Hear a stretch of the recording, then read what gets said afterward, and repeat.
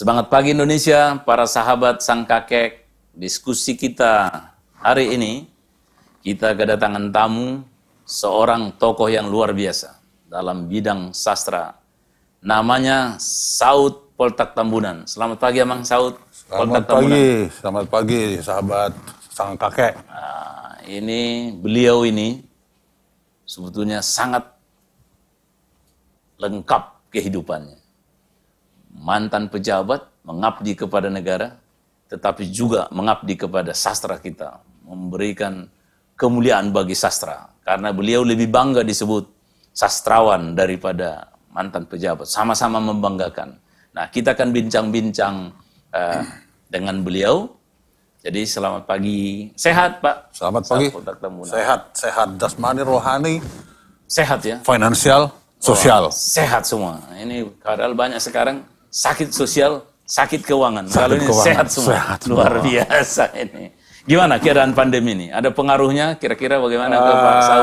Tentu ada, artinya begini. Jadi ketika zaman masanya kita sebut normal itu, orang bekerja mengejar. Ya, kalau dalam bahasa dalam bahasa Batak itu sudah munjung, tetapi merasa belum penuh. Gitu ya. Nungah suk-suk alerang gok dope. Nggak penuh-penuh juga gitu ya kalau bahasa Indonesia. Tapi pada zaman new normal ini kita mengenal sesuatu yang baru. Tidak penuh tapi tidak berkekurangan. Oh, hebat ini. Tidak penuh, tidak berkekurangan. Tadi tidak penuh-penuh. Longa alerang kurang. Oh, ya artinya tidak penuh tapi tidak kurang. Oh, ini menarik ini. Ini filosofis juga ini istilahnya. Gimana, Amang? Ini udah ada berapa ini? Kalau dihitung-hitung buku, novel, atau cerpen puisi yang ditulis? Jadi begini, saya tuh sebenarnya di sastra nasional itu mulai tahun 73. Jadi kalau hitung-hitung sekarang sudah sekian tahun ya. Tetapi saya mulai ketika saya berada pada puncak, yang saya anggap puncak prestasi, saya diundang menjadi pembicara dan menjadi kurator untuk festival sastra yang berskala internasional, Ubud Writers. Di situ justru saya merasa bahwa saya selama ini adalah labu yang ditanam di kampung sendiri, berbuah di kebun orang. Oh gitu, labu ditanam di kampung sendiri, tapi berbuahnya di tetangga, di kebun orang. Artinya orang lain yang menikmati gitu? Ya bukan, artinya saya tidak pernah berkarya untuk saudara-saudara saya sendiri.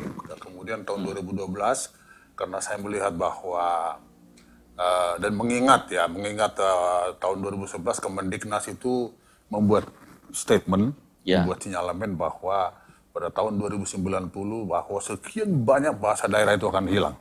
Oh. Ya, waktu itu 746 bahasa daerah diperkirakan hanya akan bersisa 10% pada akhir abad ini. Berarti hanya 75. Pertanyaan pada saya waktu itu adalah, apakah bahasa Batak masih ikut di antara 10% ini? Saya nggak yakin.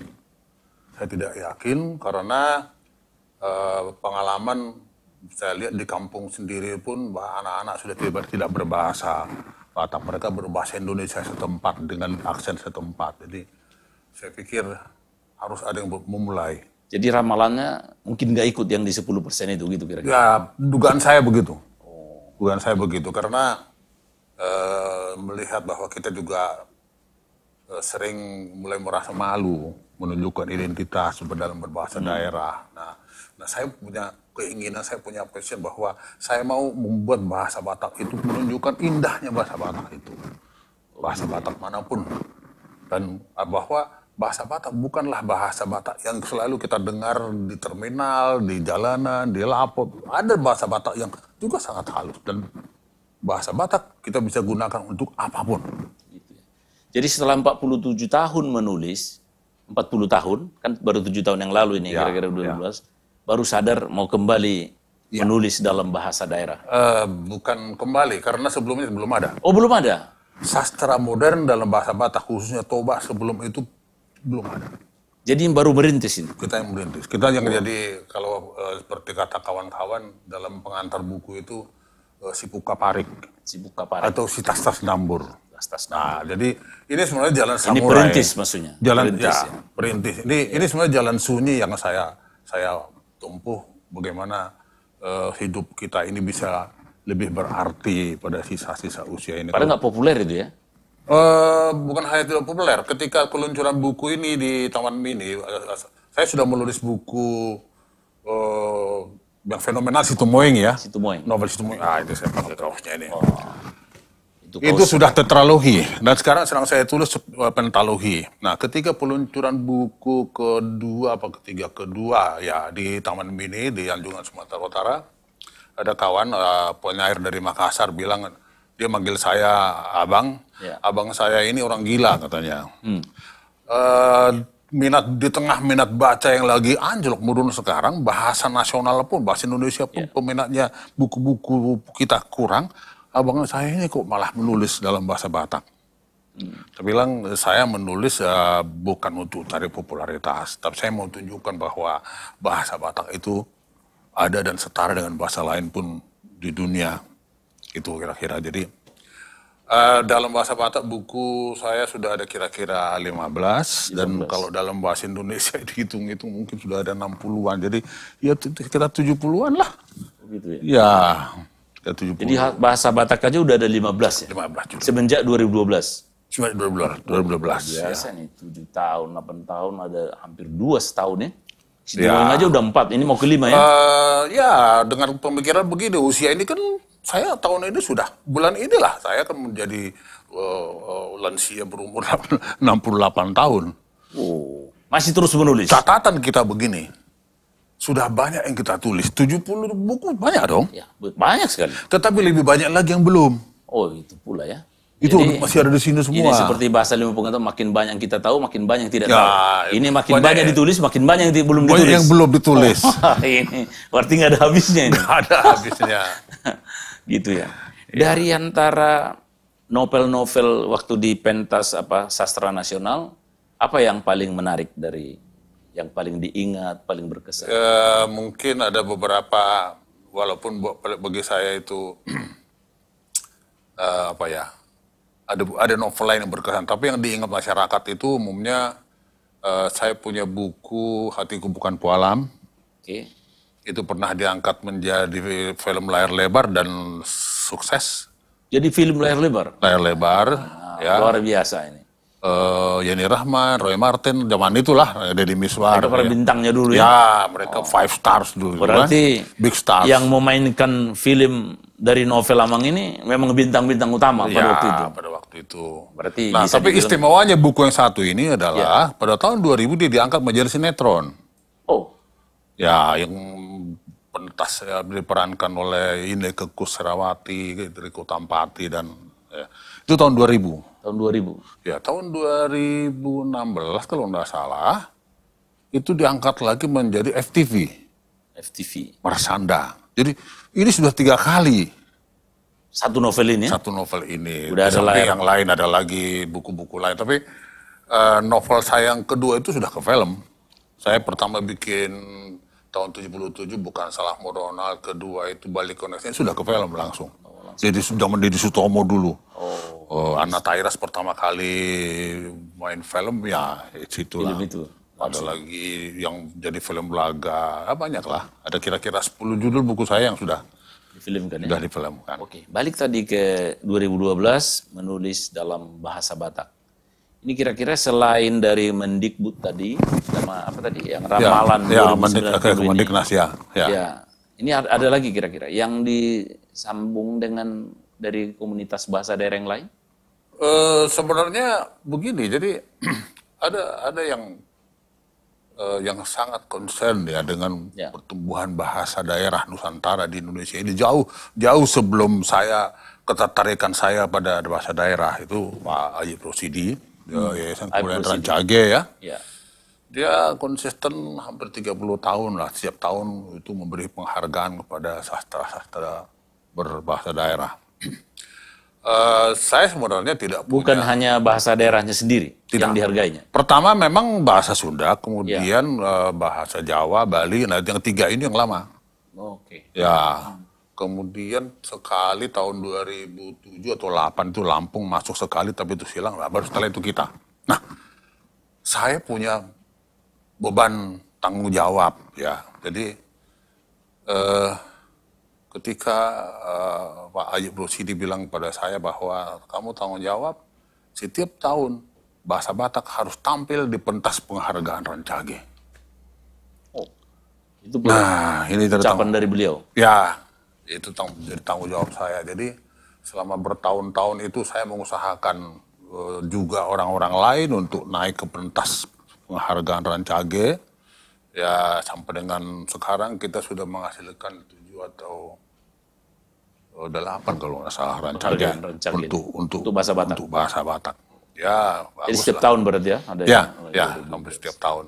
Saya nggak tahu tahun ini dengan adanya COVID ini apakah ada loh. Ya, sayang beliau sudah meninggal ya 29 Juli kemarin. Nah, satu hal yang saya lihat dari beliau ini adalah kesungguhannya untuk memajukan bahasa daerah. Nah, kalau beliau sudah tidak ada, khususnya pada saya pribadi, saya tidak lagi mengejar penghargaannya. Saya hanya ingin menepati janji saya pada Ayub Rosidi. Nah, sekarang beliau sudah tidak ada. Nah, saya khawatir ini juga akan menurunkan semangat, bukan hanya pada diri saya dan teman-teman, tapi juga mungkin bahasa daerah lain. Atau jadi ada tanggung jawab baru nih sama SPT ini. Setelah Ayub Rosidi nggak ada dia yang meminta dulu, jadi ini harus jadi memotivasi. Itu berat ya. Artinya begini, saya di satu sisi saya merasa sebenarnya ketika saya seharusnya dapat penghargaan itu dapat tahun 2014, ya, tapi saya tidak terlalu serius karena saya merasa saya mencintai bahasa daerah saya, masa harus orang lain yang memberi penghargaan karena saya mencintai bahasa daerah saya, lalu orang lain harus dan ternyata perasaan ini juga dirasakan oleh teman-teman orang dari Jawa, dari mana, tapi karena hanya dan Pak Ayub Rosidi pandai dia memotivasi kita itu, menantang kita itu, akhirnya ya sudahlah, dari daerah saya toh tidak ada penghargaan juga, kalau toh Pak Ayub Rosidi mau penghargaan, ya puji Tuhan, kenapa tidak?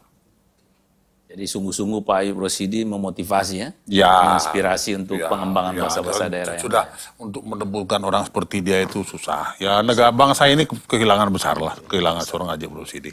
Ya, kita ikut berduka juga atas berpulangnya seorang tokoh yang peduli dengan bahasa daerah. Bukan hanya bahasa daerahnya, almarhum Ayub Rosidi, tapi juga untuk bahasa-bahasa daerah yang lain. Ya. Mungkin ada pesan Amang kira-kira, Amang SPT ini untuk anak-anak muda tentang penulisan tentang bahasa daerah ini? Mungkin ya, ada pesan. Jadi begini ya, saya ingin bicara mengenai orang Batak dulu ya. Orang Batak itu ada tarombo. Tarombo itu penurunkan itu karena laki-laki, marganya. Ya. Ada silsilah ya, garis silsilah ya. Silsilah. Jadi artinya ada, ya mohon maaf, ini saya harus katakan bahwa ada kesan apabila tidak ada anak laki-laki maka dia tidak menurunkan marga itu. Ya. Nah, begitu juga dengan bahasa Batak. Kalau dia tidak mewariskan itu kepada anaknya, maka ibarat silsilah, maka dia terputus dari situ. Bahasa Batak ini bisa terputus juga? Bisa terputus. Kalau tidak diwariskan? Ya. Okay. Dan jujur, di rumah saya juga sebenarnya terputus. Di rumah saya terputus, anak-anak saya tidak sempat karena menikah dengan suku lain, dan itulah salah satu diantaranya yang membuat bahasa daerah itu terganggu ya, ininya, pewarisannya. Dan campur ini. Ya, kebetulan juga saya dengan anak-anak ini tidak selalu tinggal bersama-sama. Ketika saya aktif sebagai pegawai negeri, saya di daerah mana, mereka tinggal di Jakarta. Jadi ini, tapi toh saya bayar. Ya. Utang budaya saya bayar dengan menulis buku bahasa Batak untuk semua orang. Kalau semua begitu ya. Dan anak-anak saya suatu waktu harus bisa membaca buku-buku saya. Masa bapaknya bisa nulis bahasa Batak, nggak bisa bacanya? Kalau bukan, ya cucu. Cucu, oh ya. Masih berharap begitu ya? Masih yang tetap, penting tidak putus ya? Dan pengharapan adalah salah satu kata kunci yang membuat dia ingin tetap hidup lebih lama dan berkarya. Karena bahasa daerah ini tidak sekedar bahasa, tapi juga identitas. Menurut saya bukan hanya identitas. Bukan hanya identitas. Nah gini, persoalan hukum kita ketika reformasi hukum merasuki semua semangat negeri bangsa ini, maka peranata hukum masuk sangat jauh, memasuki ranah kearifan lokal. Dulu kita mencuri kerbau tidak perlu ke penjara, ada kearifan lokal yang menyelesaikan itu. Sekarang mencuri buntutnya pun ada orang ke penjara. Karena peranata hukum masuk terlalu jauh ke ranah kearifan lokal. Nah sekarang kita butuh kembali ke kearifan lokal. Nah bagaimana caranya?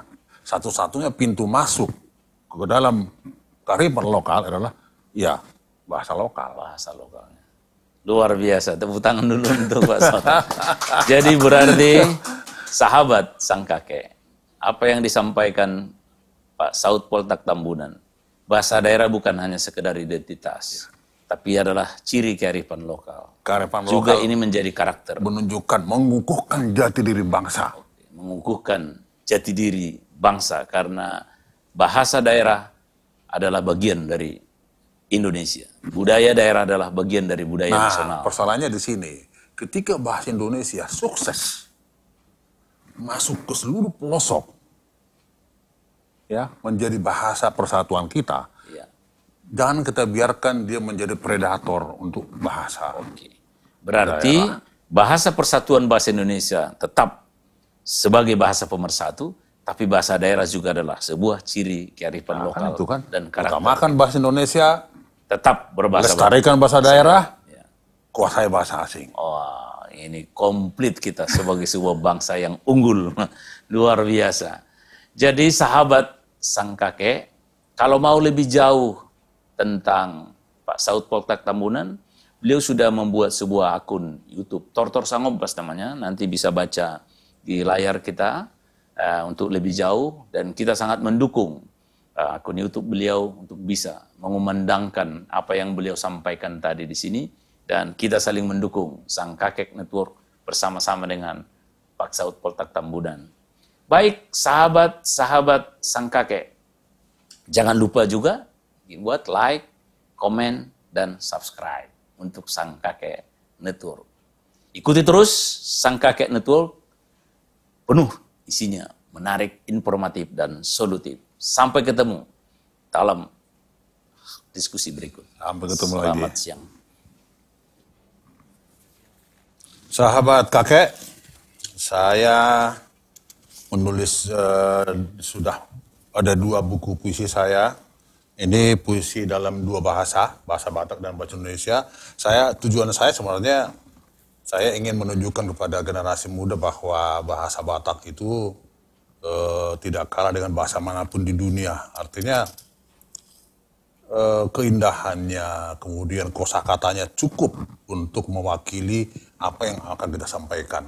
Nah, salah satu dari buku ini akan saya bacakan puisi pendek dalam bahasa Batak. Sebenarnya bahasa Indonesianya ada juga.